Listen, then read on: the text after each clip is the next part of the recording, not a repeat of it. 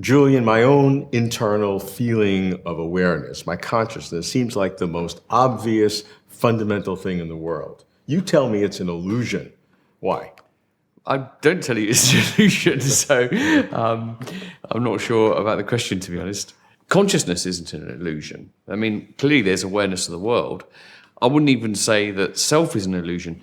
What's an illusion is the idea that within each of us is this unitary, fixed, constant self, that there is in each of us a kind of core of being, a single entity which is the same and persists through time. I think that's an illusion because actually when you look at it and you look at it from the point of view of introspection, or you look at it through neuroscience, or you look at it through meditation, which Buddhism does, you find that actually there's just an arrangement, a collection of thoughts, feelings, memories, and so forth. And it's the way those all come together that gives us a feeling of being unitary entities. But there isn't a single thing there at the core of it. Some people talk about this being a binding problem because we have auditory impulses, visual impulses, tactile memories, and all of these come together and they seem to be a coherent whole. But they are really separate systems coming together. Is this part of the concept of how all of these different systems come together? And why does it feel like it's one thing? Well, there are lots of metaphors one can use. And I think that to try and explain it completely, it would be idiotic. We don't understand enough about how the sense of self emerges from the way the brain operates to actually be able to explain this properly. So we have to be satisfied with the fact that we don't yet know and just accept that, rather than leap to some false answer which will give us some neat solution which actually isn't based on the evidence. But there are lots of metaphors that can help us. I mean, the most basic one would be like an orchestra, I guess. We all have the sense that when you listen to an orchestra, you have a sense of there being a single piece of music. You hear it as one thing. But we know that's only because there are all sorts of different instruments doing their bits. There isn't a single thing there. The orchestra is a collection.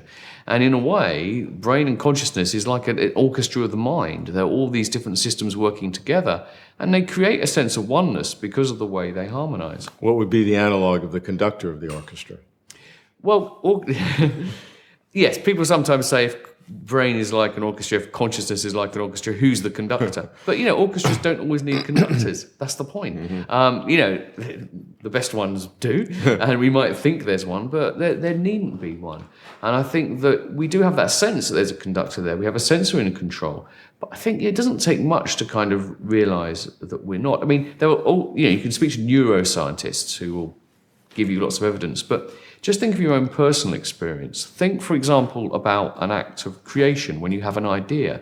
If you think about what it's like to actually come to a conclusion or to think about something, actually it's not like you're sitting there conducting every step of the argument in a conscious way. You kind of stew things over and a solution pops up, a conclusion emerges. So I think that our own experience really tells us that the mind kind of generates conclusions. They're not being generated by the equivalent of a conductor.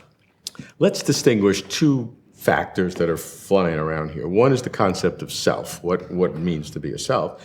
The other is, what does it mean to have these inner feelings, this sense of the red of redness and the sweetness of chocolate or whatever we're feeling at the time. There's this inner perception, so-called qualia, as psychologists and philosophers call it.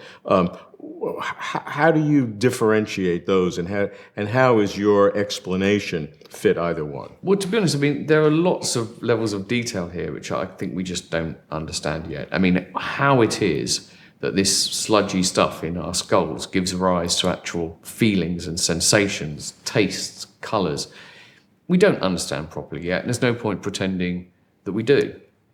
So if we are not able to understand things, which of course science always progresses, the problem with qualia, the inner feeling, is that even neuroscientists don't even have a concept of what an explanation might even be like, because you have this brain, neurons, electrical activity in the brain, and these internal feelings.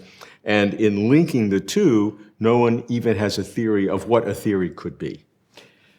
Well, yeah, I think that could be right. I mean, our state of knowledge about these things is very limited. But I think what we have to remember is if you look back at past mysteries, you've got to think what counts as an explanation in the end. Now, think about electricity or something like that. Think about life is a good example.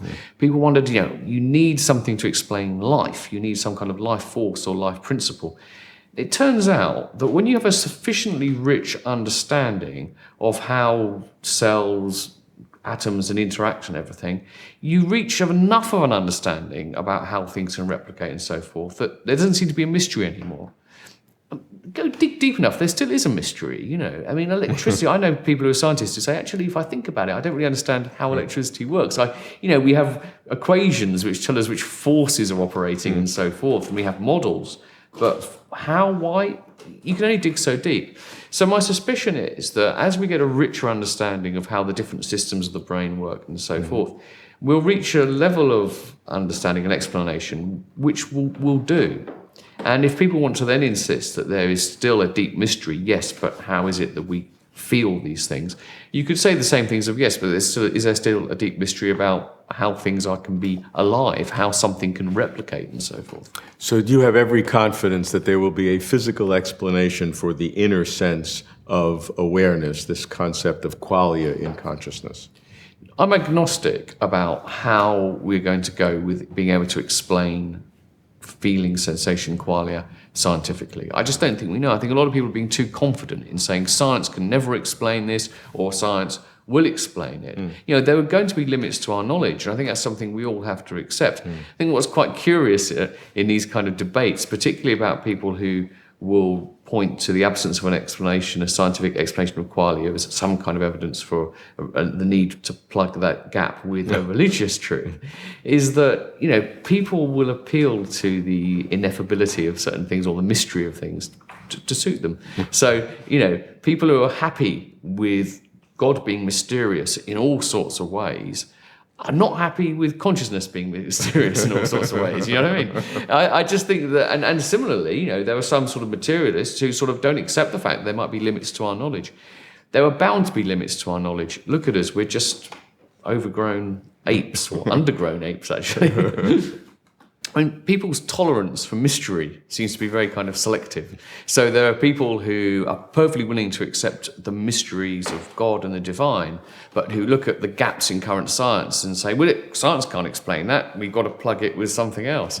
At the same time, there are perhaps some scientists, materialist philosophers who are just too confident that, we're going to have a physical explanation for everything. I think it's perfectly conceivable that there are limits to human knowledge, to human understanding, and that we just won't be able to fully understand some things. But I think we should be agnostic about that at the moment. We don't know how successful we're going to be. We have to give it time.